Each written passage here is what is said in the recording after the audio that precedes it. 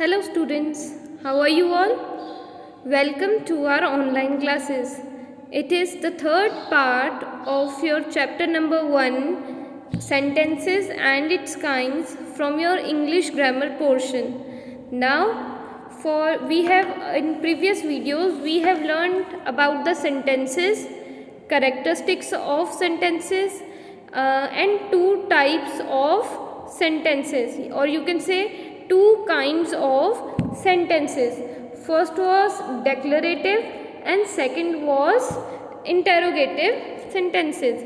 Now we come to the third kind of sentence, that is imperative sentences. Here from page number 7 we'll be starting from here. So an imperative sentence is a sentence that gives advice or instructions or that expresses a request, command or a command. These sentences starts with the verb and the subject you is understood. So what is imperative sentence? These sentences are those when someone read the sentence, so it is very the person who is reading gets the clear thought that someone is expressing a request, expressing a command, or you can say giving a command. And जो ये sentence होता है इसके parts क्या हैं? So this sentence consist of verb, or you can say it starts with the verb and have a subject, कि किसी के बारे में बात हो रही हो, that is called subject. and इस sentence के starting में verb है. verb is क्रिया, कि कुछ काम बता रहे हैं और ये काम किसी subject से related है. and when we are reading these lines we are getting a thought that someone is expressing a request या giving a command. We'll see example from your book. Stop hooting. तो stop क्या हो गया? verb. okay, no sorry, stop is command and hooting means आवाज़ जोर जोर से करना. तो वहाँ पे verb क्या हुआ? hooting and subject is मतलब इसमें आपको क्लियरली नहीं दिखाया गया है कि इस किसी को पर्टिकुलरली कहा गया है, बट ऑफकोर्स एक सब्जेक्ट है जिसको कहा जा रहा है stop hooting. So it is a command, it is not a request. Request कैसे आएगा? अगर आप थर्ड अपनी सी नंबर वाले एग्जाम्पल पे जाओगे, it is written please give me a glass of water. तो एक सेंटेंस के आगे जब प्लीज़ लग जाएगा तो वो क्या हो जाएगा? रिक्वेस्ट. ये कमांड कैसे चेंज हो सकता है? Give me glass of water, तो ये कमांड है. But when I am saying please give me glass of water, तो it is a request. Now the example number B, call him for the meeting. Again it is a command. Next line from here, some imperative sentences expresses command in direct way. In these sentences we use let at the beginning. Subject is not omitted but expressed in these sentences.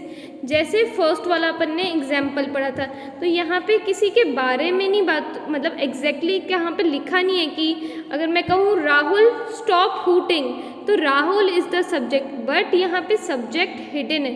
तो might भी यहाँ पे बहुत सारे लोग हो सकते हैं, तो इसलिए यहाँ पे लिखा है स्टॉप हूटिंग. सिमिलरली अगेन कुछ इम्पेरेटिव सेंटेंस ऐसे होते हैं जिसके स्टार्टिंग में लेट वर्ड, जो यहाँ पे here it is let word, तो ये वर्ड्स सेंटेंस के स्टार्ट में होता है.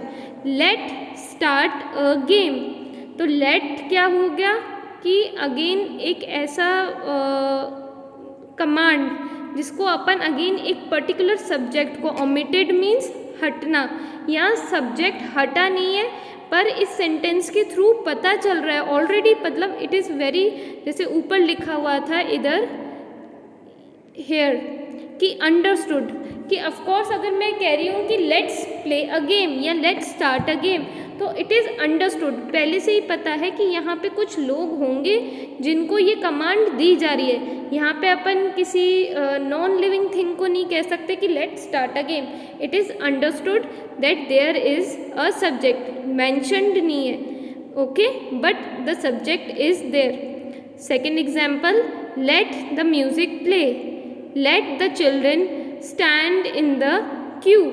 So these sentences से अपन को क्या पता चल रहा है, कमांड पता चल रही है कि कोई कमांड दे रहा है किसी सब्जेक्ट को, okay.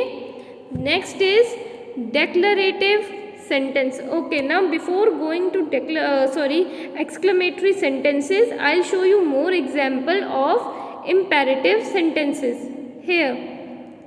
Imperative sentences gives a command or request, it ends with the period, means again जैसे अपन ने डेक्लरेटिव में पढ़ा था कि वो क्या है, एक अपन ने सेंटेंस का और वो सेंटेंस का मीनिंग वहीं ख़त्म हो जाएगा, it is not continued further, ठीक है, वहीं पे उस पीरियड में वो एंड हो जाता है। For example, please bring the pizza to the table, तो it is a request. Mom please tie my shoes, so again it is a request. And अगर इसमें आप नोटिस करोगे हर किसी इसमें वर्ब है, कुछ ना कुछ काम हो रहा है। जैसे अगर mom please tie my shoes, तो यहाँ पे वर्ब क्या है, टाई, बांधना, मॉम को वो काम करने को, वो क्रिया करने को कह रहे हैं। प्लीज़ ब्रिंग द पिज़्ज़ा, तो यहाँ पे ब्रिंग क्या है, वर्ब, लाना, जो कोई काम कर रहा है, अगेन क्रिया। Mark to do all your homework before you go to play, तो यहाँ पे क्या कर रहे हैं, कह रहे हैं कि complete your work, the sentence is giving a verb of saying someone या commanding someone to complete their homework. Open your mouth, again a command and verb क्या है इसमें, open. Do 10 pushups and 20 jumping jacks, तो यहाँ पे jump और push क्या हो रहा है, वर्ब, क्रिया। I am repeating in both the languages because so that you can understand, आपकी अंडरस्टैंडिंग के लिए ये ईजी होगा कि यहाँ पे इम्पेरेटिव सेंटेंसेस के अंदर अपन को command, request, subject and verb, ये सारे वर्ड्स, जब ये सारी चीज़ें अपन को दिखेंगी एक सेंटेंस में, so that we can easily guess कि ये कैटेगरी इम्पेरेटिव सेंटेंस की कैटेगरी में आता है ये sentence. Now come to the exclamatory sentences. Exclamatory sentences expresses strong emotion like anger, confusion, love, happiness, etc. It ends with an exclamation mark. एक ऐसा sentence जिसके एंड में एक्सक्लेमेशन मार्क होगा, उससे अपन को पता चलेगा that it comes in the exclamatory sentence. And एक ऐसा सेंटेंस जो पढ़ते सार सामने वाले को ये पता चल रहा है कि इसमें इमोशंस एक्सप्रेस हो रहे हैं, strong emotions like anger, love, confusion, happiness, sad, okay. So example will see, Bravo you all played well, Bravo means very good, जैसे अपन कहते हैं ना वेरी गुड, तो यहाँ पे क्या एक्सप्रेस हो रही है, हैप्पीनेस, ओके, जॉय कि सामने वाली टीम ने अच्छा खेला। How beautiful this scenery is, तो कोई सीनरी है जिसको मैं देख के बहुत खुश हो रही हूँ या मैं उसको अप्रिशिएट कर रही हूँ, ओके, तो मैं कहूँगी how beautiful is the scenery is, okay. Now I am expressing, एक सीनरी को देख के जहाँ पे भी, या नॉट सीनरी, किसी भी चीज़ को देख के अगर कोई पर्सन एक्सप्रेस करता है अपने इमोशंस, तो वो सेंटेंस जो भी बोलेगा वो सेंटेंसेस किसके अंदर आते हैं, एक्सक्लेमेटरी सेंटेंसेस के अंदर, okay. If I say wow what a beautiful handwriting, so again it comes in exclamatory sentences. I will show you more examples of exclamatory sentences. And even ज़रूरी नहीं कि हमेशा, if I will just again go to the, okay, हमेशा जो ये exclamatory sentences हैं, हमेशा ये वाओ, ब्यूटीफुल इसमें नहीं होंगे, ओके। अपन ने जनरली, आपने लास्ट 6th क्लास में ये पढ़ा होगा जहाँ पे लिखा है वाओ, हुर्रे, ओके, एक्सीलेंट, तो इनके आगे ही सिर्फ इसको एक्सक्लेमेटरी सेंटेंसेस में नहीं यूज़ करेंगे। अगर जहाँ पे मैं मेरा एंगर शो कर रही हूँ, ठीक है, तो वहाँ पे भी एक्सक्लेमेटरी सेंटेंसेस आएंगे। जैसे अगर मैं कहूँ हु डिड दिस, ठीक है, तो यहाँ पे क्या मैं मेरा एंगर शो कर रही हूँ, यहाँ पे कोई wow, excellent, beautiful words use नहीं हो रहे, ठीक है। ज़रूरी नहीं कि इन वर्ड्स के आगे ही एक्सक्लेमेटरी मार्क लगे, नो, जहाँ पे भी इमोशंस शो होंगे वहाँ पे एक्सक्लेमेटरी मार्क लगेगा। We'll see examples, how beautiful the city is, Sara wipe the board, okay. Now it is written don't get out, तो यहाँ पे माइट भी जैसे लिखा है डोंट टॉक, गेट आउट, तो यहाँ पे क्या हो गया, मेरा एंगर शो हो गया। अगर मैं कहूँगी वो आई मिस द सर्विस, मतलब ओह एक सर्विस थी जो मेरे हाथों से निकल गई, तो I am sad, okay. Now if I am saying the third last example, like you are a big person, तो यहाँ पे मैं किसी को अप्रिशिएट कर रही हूँ। जो लास्ट थर्ड लाइन है या third example you can say here, तो यहाँ पे मैं क्या कर रही हूँ, अप्रिसिएशन की भी फीलिंग आ रही है। कैसे, like you are a big person, कि तुम कितने बड़े इंसान बन गए हो, ठीक है। अपन किसी को अप्रिशिएट करते हैं कि कोई अगर किसी अगर पढ़ के या कोई चीज़ अगर कोई हासिल करते तो अपन कहते हैं ना कि वाह कितना बड़ा इंसान बन गया, तो I am expressing my feeling. तो these are the example, extra example, these are not in your book, it is I am mentioning here so that you can understand well कि कहाँ कौन से सेंटेंसेस, कौन सी फीलिंग्स अपन कह सकते हैं कि एक्सक्लेमेटरी सेंटेंसेस में है। Now let's come to the last kind of, और you can last type of the sentence is optative sentence. An optative sentence expresses a wish or a prayer.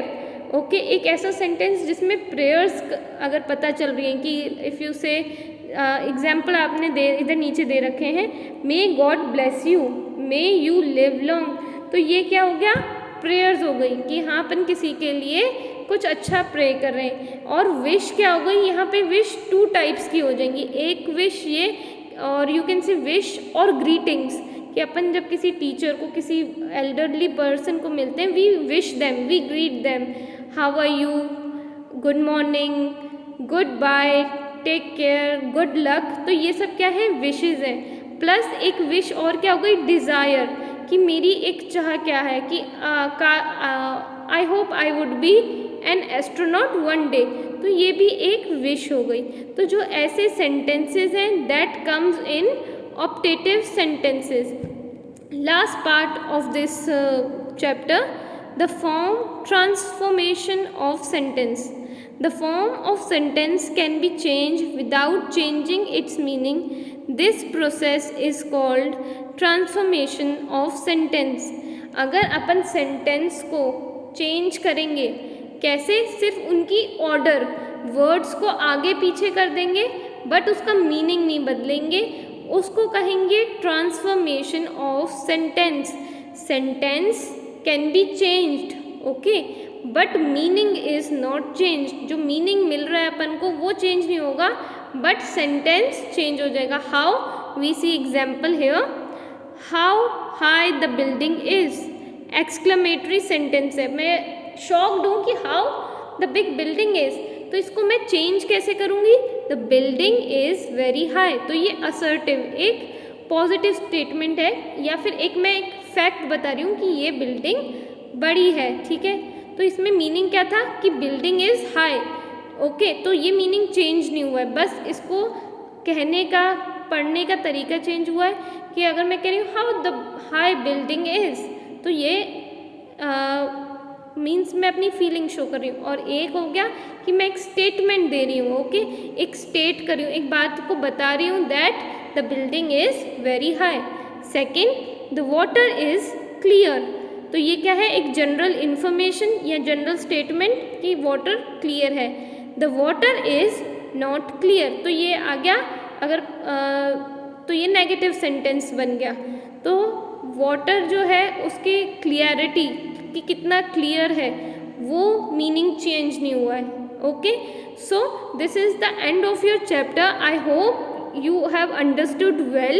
If not, you can ask me through the messages and I'll ask you to read it once or twice, okay, with more examples. Examples are given in your book, examples are on net, okay, for better understanding. Thank you so much for listening, and I hope you will be learning well, and be safe, stay safe. Thank you.